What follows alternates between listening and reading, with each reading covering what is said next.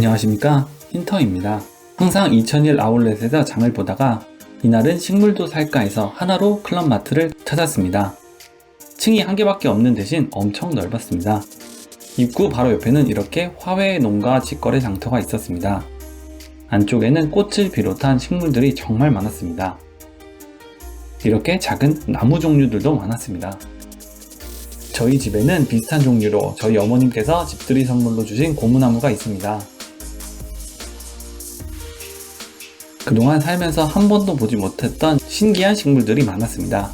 저희가 방문한 날이 어버이날 근처라서 카네이션도 많이 팔고 있었습니다. 종류도 알 수 없는 많은 식물들을 구매할 수 있게 쭉 진열되어 있었습니다. 저희 집은 식물집사가 따로 있으셔서 저는 진짜 하나도 모릅니다. 이날 방문한 것도 식물집사분께서 새 가족을 영입하기 위해서였습니다.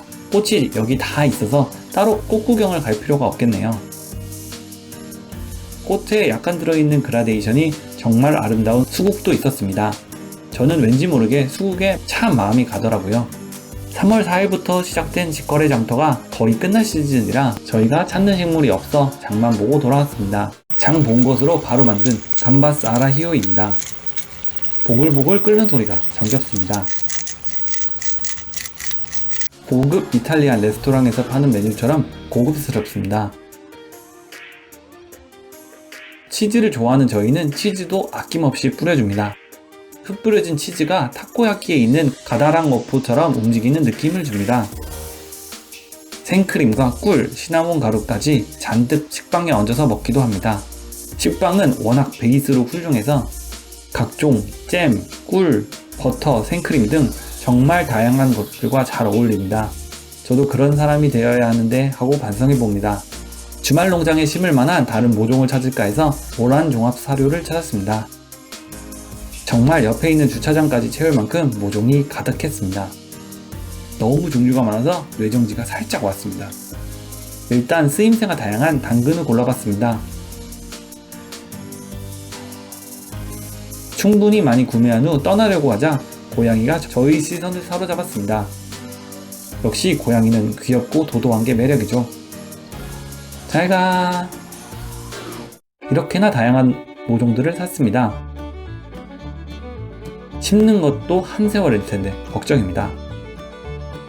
원래 이쪽에는 아까 시장에서 사온 것을 다 심으려고 했는데 지나가던 농부분께서 그거 심으면 잘 안 자란다고 하셔서 몇 개만 이쪽에 이렇게 심고 거의 4평쯤 되는 이쪽 경계선 뒤쪽은 모두 추천해주신 옥수수로 도배했습니다. 옥수수 심은 것만 총 22개입니다. 과연 추천해주신 건 올바른 조언이셨을까요? 심은 지 별로 안 된 쌈채소들이 엄청 금방 자라버렸습니다. 이미 훌쩍 커버린 쌈채소 뒷라인부터가 이번 주에 심은 것들입니다. 가장 앞줄은 로메인 한 줄이고 그 뒷줄은 루꼴라입니다. 이 아이 두 개는 오이입니다. 이 아이들은 애호박 2개입니다. 그리고 그 뒤는 지난주에 심은 방울토마토와 가지들입니다. 나머지 애들은 비닐 멀칭이 없는 쪽으로 밀렸습니다. 가장 앞쪽에는 부추와 들깨가 있습니다. 그리고 이쪽에는 베란다에 싹튼 감자가 있어 한번 심어봤습니다. 그리고 그 뒤쪽에는 당근들이 위치하고 있습니다. 무려 6개나 심었습니다.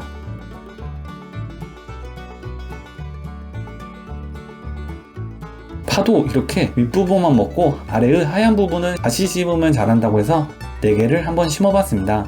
이쪽은 아무것도 보이지 않지만 스위트 바질 씨를 뿌려보았습니다. 이제 첫 수확의 시간입니다.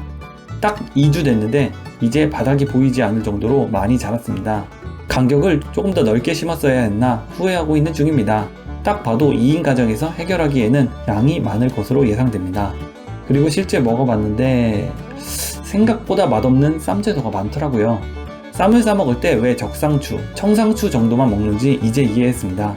비닐봉지가 수북하게 수확했습니다. 얼마나 많은지 감이 안 잡히실 것 같아서 손을 한번 넣어보았습니다. 정말 큰일 났습니다.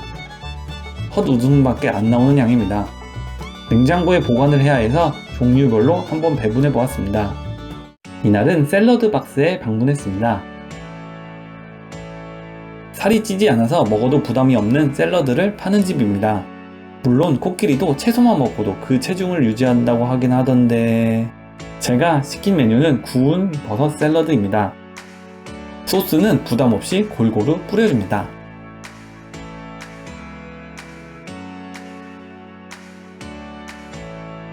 이렇게 잘 섞기만 하면 끝입니다. 요새는 포케 메뉴가 비싼 경우가 많은데 가성비가 괜찮았습니다. 고기가 있으면 아무래도 살짝은 부담이 되는데 대체제인 버섯으로 단백질 보충을 해서 좋았습니다. 식사를 마치고는 스타벅스에서 커피를 한잔 했습니다. 커피와 함께 동결 건조한 과일칩도 사 먹었습니다.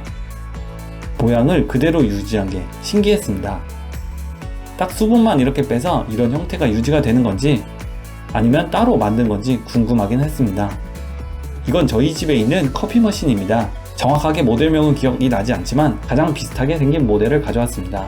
이렇게 메뉴를 선택한 후 그라인드를 하면 됩니다.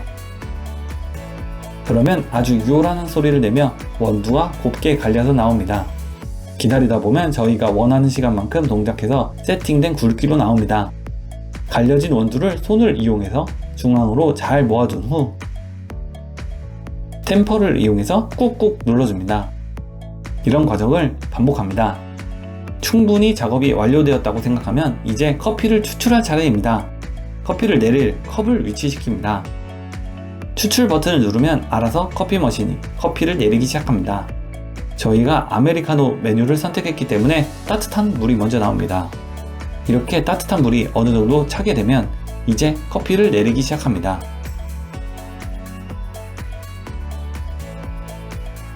잠시 기다리면 커피가 알맞게 딱 내려집니다.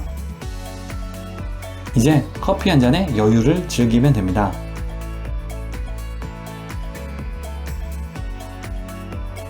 회사에서 받은 결혼 답례떡을 집으로 가져왔습니다. 회사에서는 결혼을 하고 신혼여행을 다녀오면 축의금을 주신 분들께 답례떡을 돌리는 관습이 있습니다. 아주 색이 영롱하네요. 바쁜 아침에 빵 대신 떡을 맛있게 먹겠습니다. 집에서 해먹는 별미 연어덮밥입니다. 요리를 잘하는 사람과 함께 살고 있어서 매번 식당에서 먹는 것 같은 별미를 먹을 수 있어 행복합니다. 특히 제가 요리의 요자도 모르는 사람이라서 더 감사한 것 같습니다. 시청해주셔서 감사합니다.